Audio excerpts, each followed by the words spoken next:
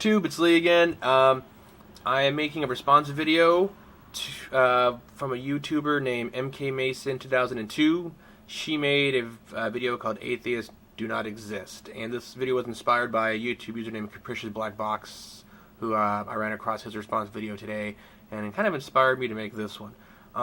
The reason being is because MK Mason looks like a really nice person, actually, and some of the comments are a little harsh, and I really wish, the conversation in her comment section on this video would have gone a little nicer. MK Mason, if you're watching, honestly, you look like a really nice person, and I don't really get that antagonistic, attack, mentality that a lot of other theists on YouTube have. So, hopefully this video, opens up some rational discourse, and hopefully it clarifies a few things for you. And I wrote down some of the things in your video, so you'll see me refer to the, to my notes here. So here we go.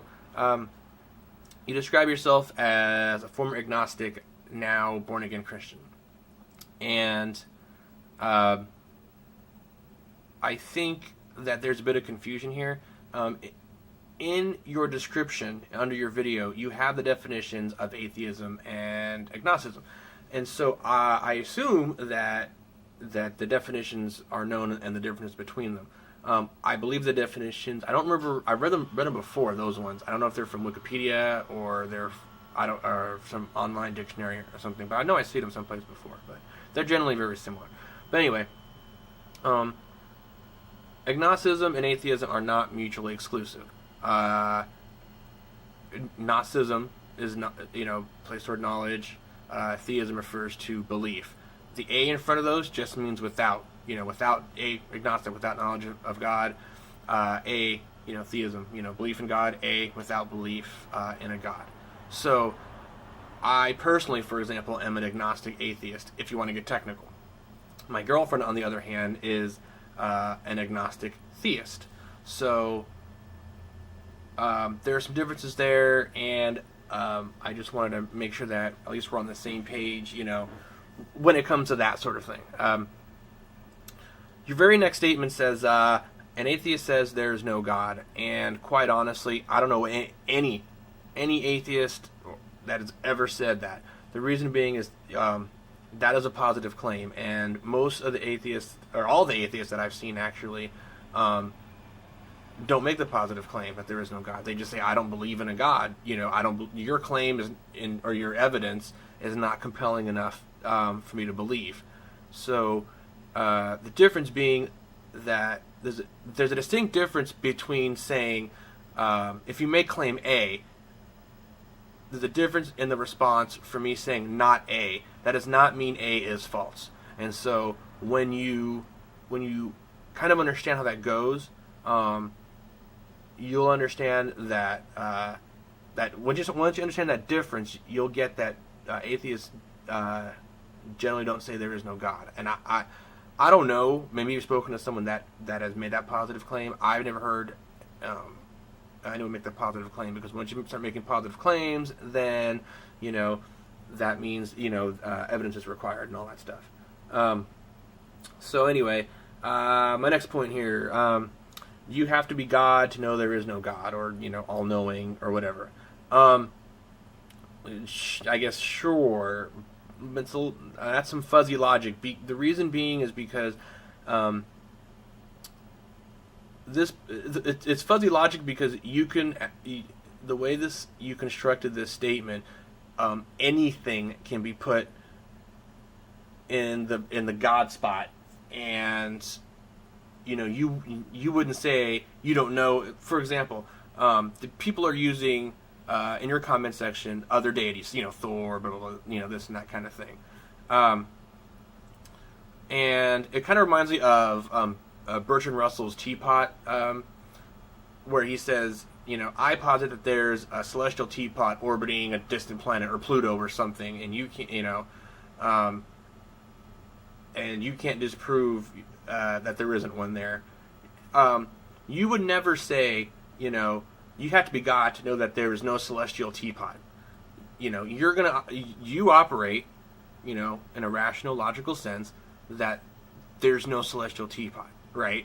So the way you constructed that statement, it's not good logic. The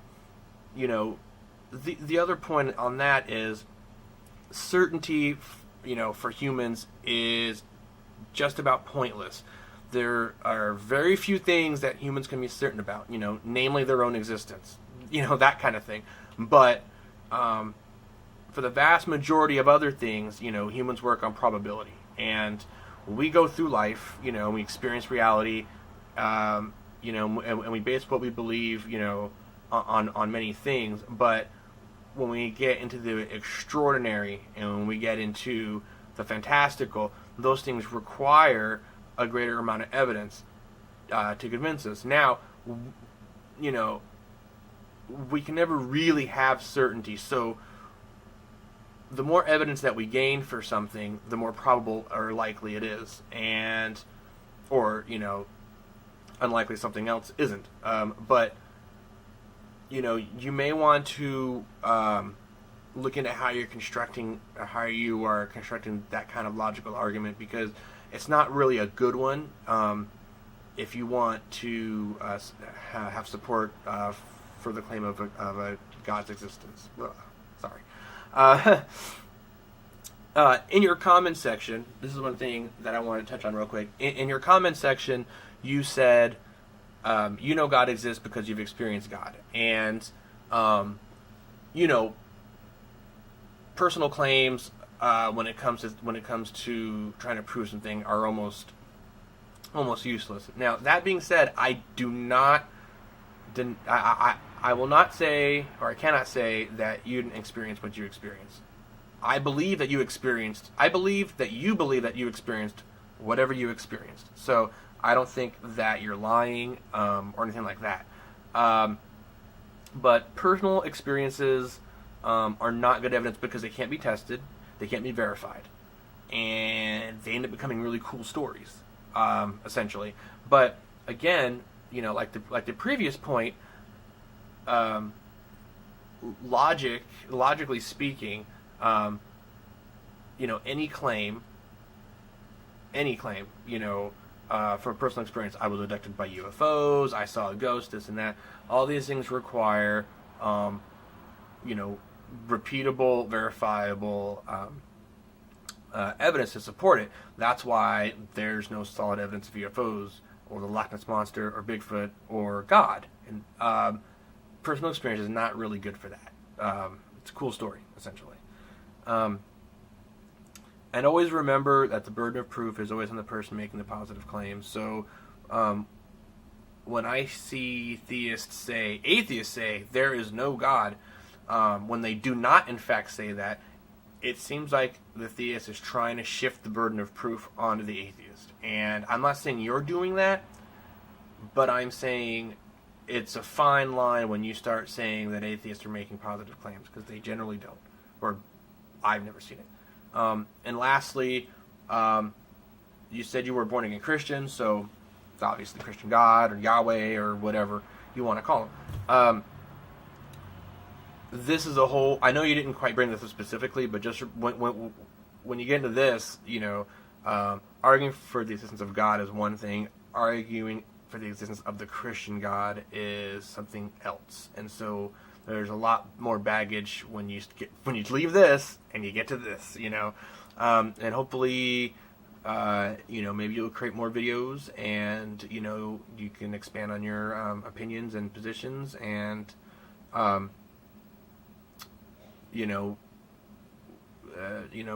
make your opinion a little more clear. And yeah, so that was pretty much it. I hope this was helpful. And if you have any, I'll throw a comment in the comment section, or respond to this video, or however you want to see fit, or don't respond at all. But whatever you want to do, I just hope it helped. So later, MK Mason. Hope to hear from you soon. Bye.